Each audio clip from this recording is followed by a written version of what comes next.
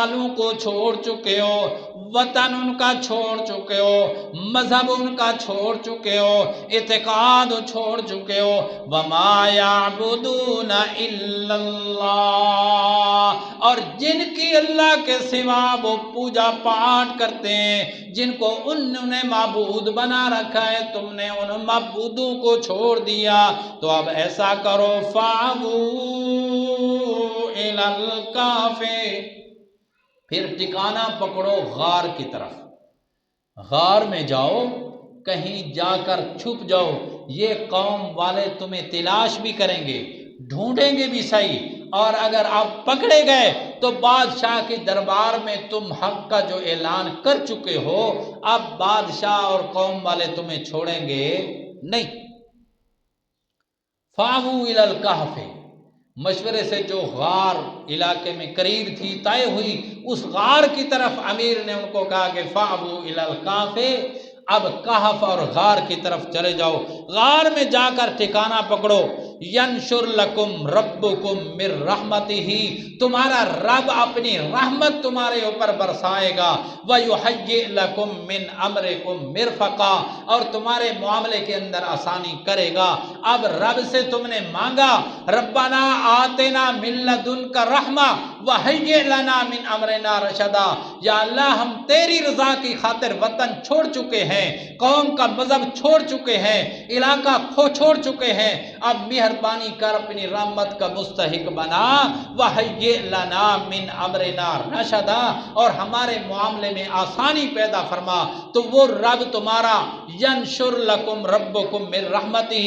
اس کے اوپر امید رکھتے ہوئے مجھے امید ہے کہ وہ رب تمہارے اوپر اپنی رحمت بھی برسائے گا، اور تمہارے معاملے میں رہنمائی بھی تمہاری اچھی کرے گا، اچھا ٹھکانہ تمہیں دے گا۔ تو دیکھیے بھائی، حضرات اصحاب کہف نے جب دیکھا کہ اب اس علاقے میں رہ کر حق بات بھی نہیں کہی جا سکتی، اور اللہ رب ذوالجلال وحدہ لا شریک کی عبادت بھی نہیں ہو سکتی، تو ان اصحاب کہف نے، اولیاء اللہ نے وطن قربان کیا، وطن چھوڑ دیا، اقربا کو خیر آباد کہا، اور ملک چھوڑ دیا کہ جائیں ایسی جگہ پر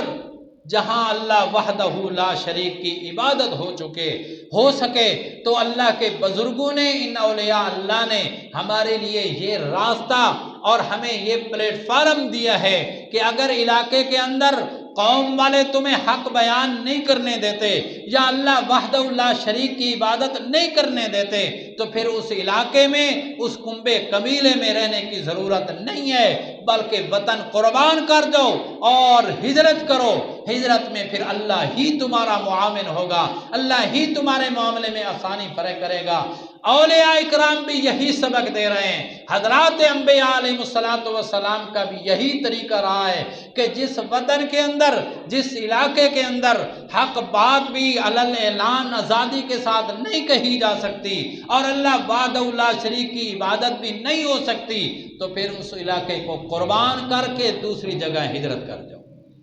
ابراہیم علیہ السلام نے بھی ہجرت فرمائی، حضرت لوط علیہ السلام نے بھی ہجرت فرمائی،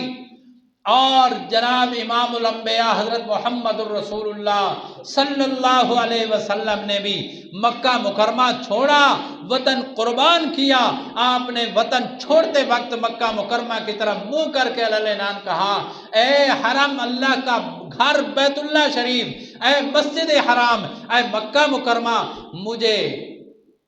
تجھے چھوڑنے کا کوئی ارادہ نہیں تھا، دل نہیں کرتا کہ تمہیں میں چھوڑ جاؤں، لیکن کیا کروں، میری قوم نے مجھے مجبور کر دیا، اب اللہ کی بات یہاں نہیں کہی جا سکتی، تو میں تمہیں خیر آباد کہہ کر دوسری طرف جا رہا ہوں۔ مدینہ منورہ کو پڑاؤ بنایا،